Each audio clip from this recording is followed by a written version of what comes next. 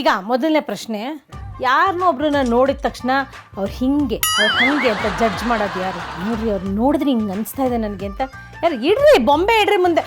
Sir ನೀವಾ? ಹೆಂಗೆ sir ಅದು? ಯೂಶಲಿ ಹೆಂಗಸ್ರು ಮಾಡೋ ಕೆಲಸ ಅಲ್ಲ ಅದು. ಇಲ್ಲ ಮೇಡಮ್, ಕೆಲವೊಂದು ಫ್ರೆಂಡ್ಶಿಪ್ ಮಾಡ್ತಲ್ಲ, ನಾನು ಈ ಥರ ರೀಸನ್ ಕೊಡ್ತೀನಿ, ಇದನ್ನ ಮಾಡಬೇಕಾ ಬೇಡವಾ, ಇನ್ನು ಫ್ರೆಂಡ್ಶಿಪ್ ಇರಬೇಕಾ ಬೇಡವಾ, ಮುಂದೇನು ಪ್ರಾಬ್ಲಮ್ ಆಗುತ್ತೆ ಸೊಲ್ಯೂಷನ್ ಕೊಟ್ಬಿಡ್ತೀನಿ. ಹಂಗೆ ಹೌದು. ನಾನು ಯಾವಾಗಲೂ ನಗ್ನಾಗ್ತಾ ಇರ್ತೀನಿ, ಎಲ್ಲರ ಜೊತೆ ನಗ್ನಾಗ್ತಾ ಮಾತಾಡ್ತಿರ್ತೀನಲ್ಲ, ಇದು ಆ ಥರ ಇರ್ತಾರೆ, ಅವ್ರ ಜೊತೆ ಹಿಂಗಿರ್ಬೇಡ, ಇವ್ರ ಜೊತೆ ಹಿಂಗಿರ್ಬೇಡ, ಇದು ಸರಿ ಹೋಗಲ್ಲ ಅಂತ ಜಾಸ್ತಿ ಜಡ್ಜ್ ಮಾಡೋದು ಫಸ್ಟೇ ನಿಮ್ಗೆ ಗೊತ್ತಾಗೋಗ್ಬಿಡುತ್ತೆ. ನನಗೆ ಸೊಲ್ಯೂಷನ್ ಗೊತ್ತಾಗ್ಬಿಡ್ತೇವೆ ಮೇಡಮ್, ಇದು ಫ್ರೆಂಡ್ಶಿಪ್ ಬೇಕಾ ಬೇಡ, ನಿನಗೆ ಹುಷಾರಾಗಿರೋ, ಇಲ್ಲಿ ಕೇರ್ಫುಲ್ ಆಗಿರೋ.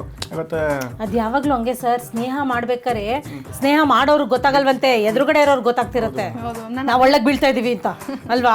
ಹೌದು. ಆ ಥರ ಹೇಳಿದಾಗ ನಿಮ್ಗೆ ಕೋಪ ಬರಲ್ವಾ? ಕೋಪ ಬರುತ್ತೆ ಮ್ಯಾಮ್, ಬೈತೀನಿ, ಯಾಕೆ ಆ ಥರ ಎಲ್ಲ ಏನಿಲ್ಲ, ನೀನು ಸುಮ್ಮನೆ ನಂಗೆಲ್ಲ ತಿಳ್ಕೋಬೇಡ ಅಂತೇಳಿ ನಾನೇ ರೇಗ್ತಿರ್ತೀನಿ. ಬೈದಿರ್ಬೋದು ಆ ಕ್ಷಣಕ್ಕೆ, ಅದು ತಪ್ಪು ಗೊತ್ತಾದ್ಮೇಲೆ ವೆಂಕಿ ಅವ್ರು ಸರಿ ಅಂತ ರೈತ ನನ್ನ ಹತ್ರ ಹೇಳ್ತಾರೆ ಅಲ್ವಾ?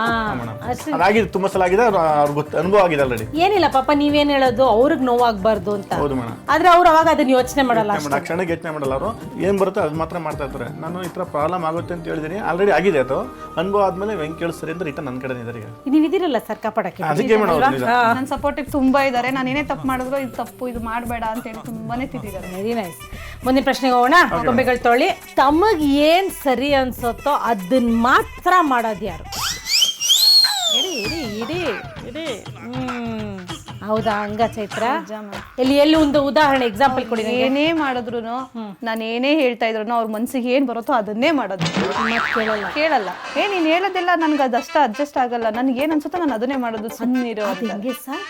ಅವರು ನಿಮ್ಮ ಮಾತು ಕೇಳಬೇಕು, ನೀವು ಅವ್ರ ಮಾತು ಕೇಳಲ್ಲ ಅಂದ್ರೆ? ಕೇಳ್ತೀವಿ, ಬಟ್ ಕೆಲವೊಂದು ಅವ್ರು ಥಿಂಕ್ ಮಾಡೋದು ನನಗೆ ಸೂಟಬಲ್ ಅನ್ಸಲ್ಲ. ನಾನು ಏನೇನು ಮಾಡೋದು ಅದು ಪಾಸ್ ಆಗಿರುತ್ತೆ, ಅವ್ರು ಥಿಂಕ್ ಮಾಡೋದು ಫೇಲ್ ಆಗುತ್ತೆ ಅಂದ್ರೆ ಅದಕ್ಕೆ ಮೇಡಮ್ ನನಗೆ ಚೂಸ್ ಮಾಡಿದೆ. ಅದರಲ್ಲಿ ಯಾವ್ದು ಫೇಲ್ ಆಗಿದೆ ಸರ್? ಕೆಲವೊಂದು ಆಗಿದೆ ತುಂಬಾನೇ. ಇವಾಗ ನಿಮ್ಮನ್ನ ಮದ್ವೆ ಆಗಿರೋದು ಪಾಸ್ ಆಗಿದೆ ತಾನೇ? ಅದ್ರಲ್ಲಿ ಪರ್ಫೆಕ್ಟ್ ಪಾಸ್ ಆಗಿದೆ ಮೇಡಮ್. ಮತ್ತೆ ಅದೇ ಸರ್, ಹಂಗ ಅವ್ರ ಜಡ್ಜ್ಮೆಂಟ್ ಸರಿ ಇಲ್ಲ ಅನ್ಬಿಡ್ತೀರಾ ನೀವು? ಏನೇ ಮಾಡೋದನ್ನು ಅದು ಪಾಸ್ ಆದ್ಮೇಲೆ ಅವ್ರು ತಿಳಿಸ್ತೀನಿ, ಅಲ್ಲಿ ತನಕ ಆಮೇಲೆ ಇನ್ನೊಂದೇನು ಗೊತ್ತಾ ಮ್ಯಾಮ್, ನನಗೇನು ಹೇಳಿ ಮಾಡಲ್ಲ ಅವರು.